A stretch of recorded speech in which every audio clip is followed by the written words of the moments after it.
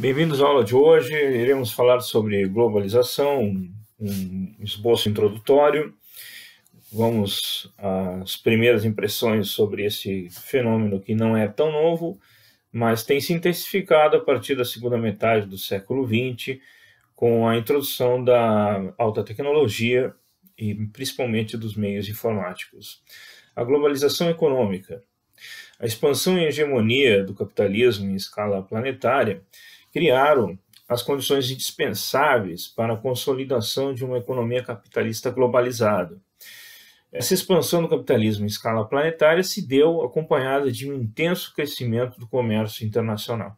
Ou seja, quase todos os países do mundo estão integrados no mesmo sistema econômico. Se chama uma nova divisão internacional do trabalho, onde uns países têm uma competência e outros têm outra.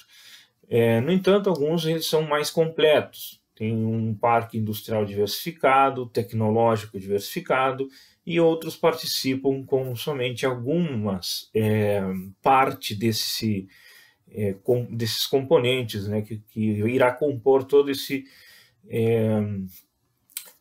equipamento da globalização.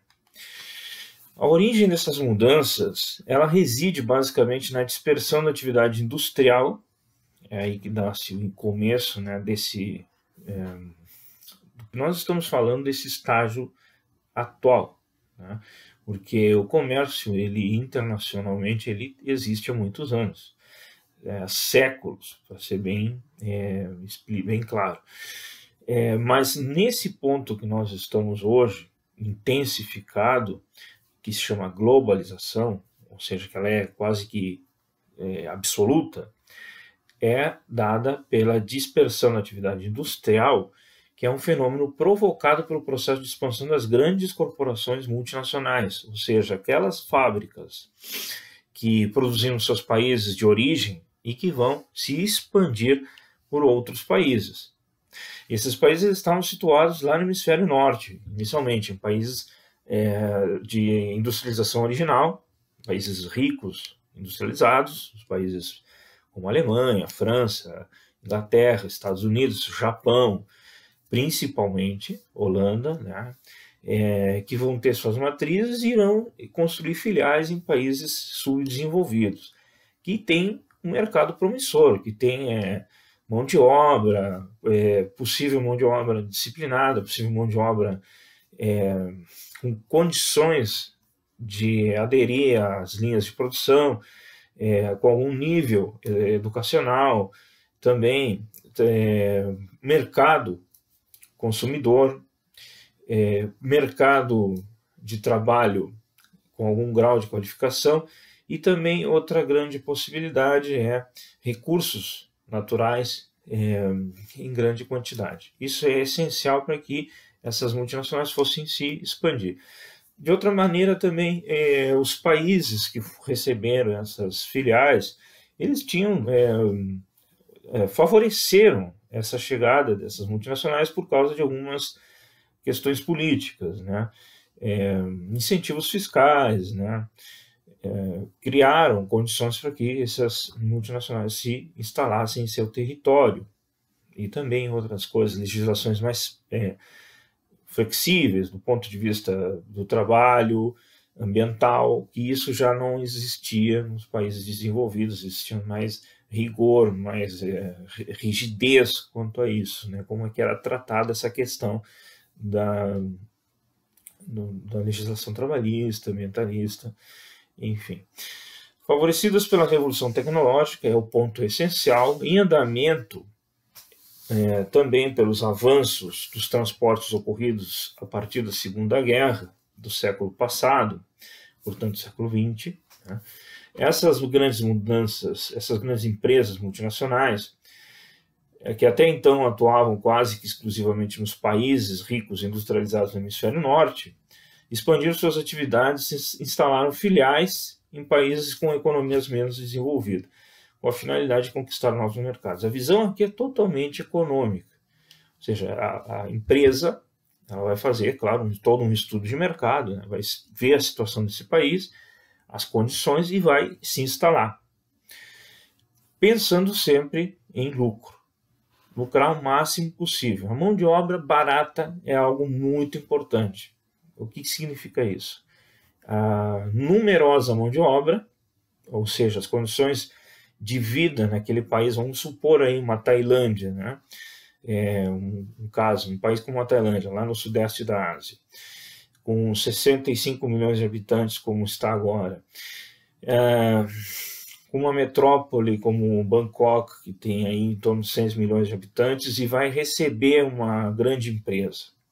Pode ser até numa cidade mais não tão populosa, mas uma cidade que tenha seja de porte médio para os padrões tailandeses, mas que vai receber uma grande indústria proveniente do Canadá, proveniente dos Estados Unidos, proveniente da Inglaterra, proveniente da Alemanha, da França, proveniente da Alemanha, proveniente de países como Áustria, proveniente de países como a Suécia, a Noruega, a Finlândia, desses locais mais desenvolvidos do mundo. O Japão, sem dúvida nenhuma, a Tailândia recebeu maciços investimentos do Japão. Esse trabalhador, ele vai receber, mesmo que essa empresa exista lá nesses países de origem, bem menos do que aquele trabalhador do seu país de origem, da matriz. Recebe bem menos, porque por razões até históricas de desenvolvimento dessas economias, desses países, né?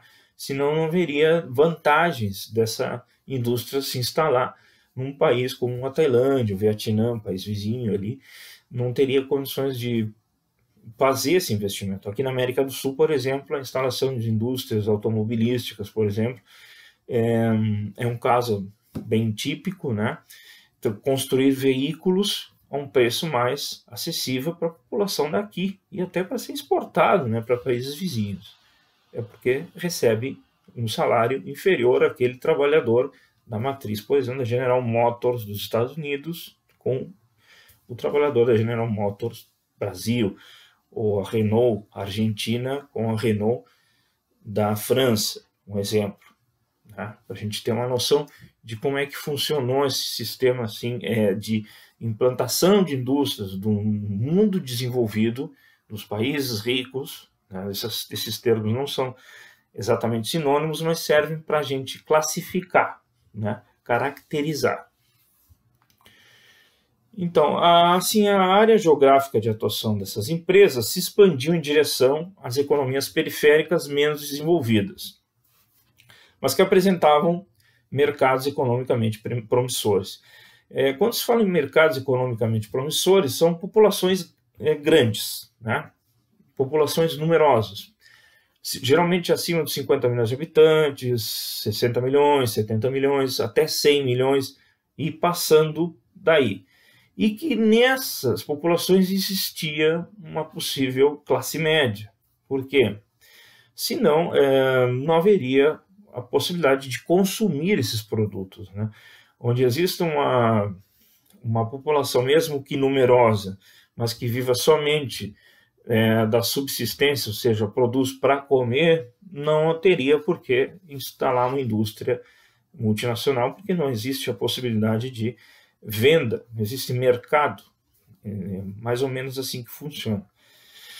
Além da decisão estratégica visando o domínio desses novos mercados, o direcionamento dos investimentos para os países subdesenvolvidos também foi motivado por inúmeras outras vantagens oferecidas por esses países, tais como o baixo custo da mão de obra, disponibilidade de recursos naturais, baixo custo, né, desses recursos, além de eles estarem à superfície, né, já estarem ali expostos, eles têm um baixo custo.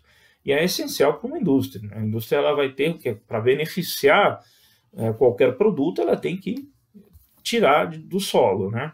Isso tem que estar ali, disponível. E geralmente o Estado é dono daquilo ali, é dono daquela matéria-prima.